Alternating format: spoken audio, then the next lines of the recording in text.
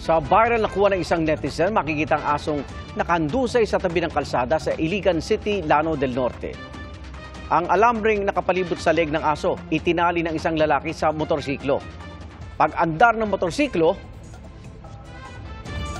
nakaladkad ang aso. Arestado ang dalawang suspect at sumuko sa police station ang kanilang kasamahan. Paliwanag nila sa pulisya, pinatay nilang aso dahil marami na itong nakagat sa kanilang lugar.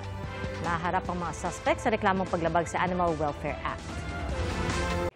Mga kapuso, sama-sama tayong maging saksi.